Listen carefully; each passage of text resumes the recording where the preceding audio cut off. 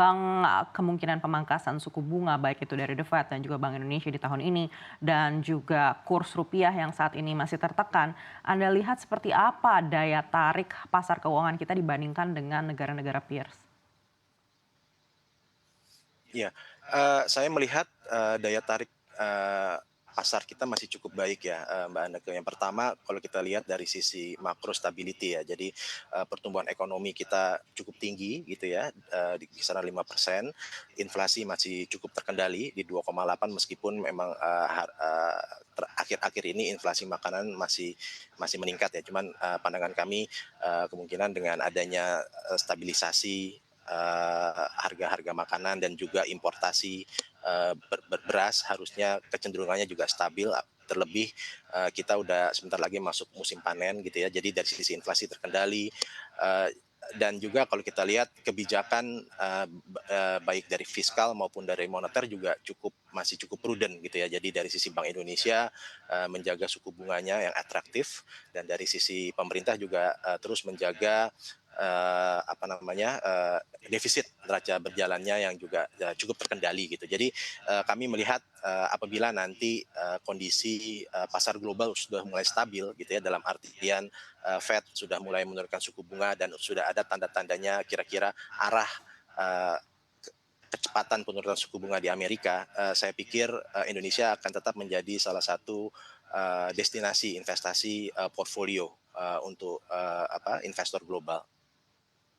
Baik, dan seperti apa peluang pemerintah untuk bisa menjaga laju inflasi kita? Meskipun saat ini inflasi masih berada dalam target pemerintah, tapi ada potensi terjadinya imported inflation karena banyak proteksionisme dari negara-negara yang menahan bahan pangannya, di mana kita sangat membutuhkan impor bahan pangan terkait dengan El Nino dan juga keterbatasan yang ada saat ini. Ya, pertama-tama kalau kita lihat dari, suplai makanan ya, Mbak Aneka, jadi kelihatan, ini kan memang ada faktor cuaca ya, kemarin tahun kemarin yang terjadi, cuman kan kalau kita lihat akhir-akhir ini sudah mulai, membaik gitu ya. Jadi dari sisi cuaca juga kelihatannya sudah mulai mendukung untuk, produksi, makanan kita gitu, itu mungkin yang pertama. Yang kedua juga, pemerintah masih terus melakukan, importasi ya, ini yang menurut kita akan menambah cadangan makanan khususnya beras di Indonesia gitu ya. Dan juga yang ketiga gitu ya, yang penting juga untuk mengendalikan inflasi adalah harga energi juga dijaga stabil gitu ya. Jadi kalau kita lihat hal tersebut kelihatannya inflasi mungkin masih akan bisa dijaga di range-nya Bank Indonesia gitu ya, kisarannya 1,5 sampai 3,5% tahun ini. Perkiraan kami mungkin inflasi rata-rata mungkin akan ada di kisaran 2,9 sampai 3% tahun ini. Ini asumsinya tadi tidak ada kenaikan harga BBM, listrik maupun harga inflasi makanan mungkin akan lebih rendah di paruh kedua setelah efek dari ini permintaan musim liburan dan lebaran dan juga musim panen juga udah mulai. Kira-kira itu, Mbak. Baik, apakah ini akan mengancam pertumbuhan ekonomi kita untuk berada di atas 5%? Karena kalau kita melihat dari tahun lalu ini juga meleset dari target pemerintah.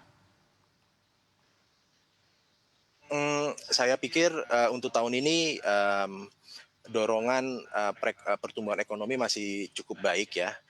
Ada beberapa alasan. Yang pertama, kalau kita lihat dari sisi eksternal juga permintaan ekspor juga tidak begitu jelek ya. Memang kalau kita lihat ada tren penurunan harga komoditas, tapi kalau kita lihat dari sisi volume ekspor dari bahan-bahan ekspor utama kita kecenderungannya masih cukup baik. Itu yang pertama. Yang kedua dari sisi domestik ya. Dari sisi domestik pertama kita punya ini ya stimulus dari pemilu gitu ya. Ini menurut pandangan kami kalau mengamati periode-periode pemilu sebelumnya gitu ya, ini akan berpengaruh gitu ya, berpengaruh ke konsumsi selama tahun tersebut gitu. Jadi dari sisi investasi juga memang agak soft, cuman kalau kita lihat investasi dari sisi pemerintah masih terus berjalan. Jadi keseluruhan saya pikir masih bisa tumbuh di atas 5% untuk tahun ini. Baik, bagaimana dengan daya beli masyarakat? Apakah menurut Anda juga masih cukup terjaga saat ini?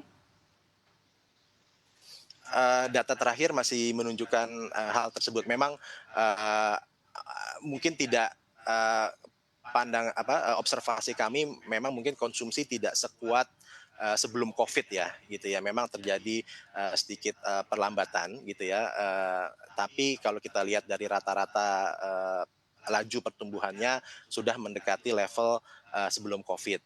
Ada beberapa alasan, pertama, mungkin dari sisi inflasi makanan tadi yang disebutkan gitu, karena memang kalau dari khususnya untuk, rumah tangga, dengan berpendapatan rendah itu sangat, terpengaruh ya dengan adanya kenaikan harga makanan.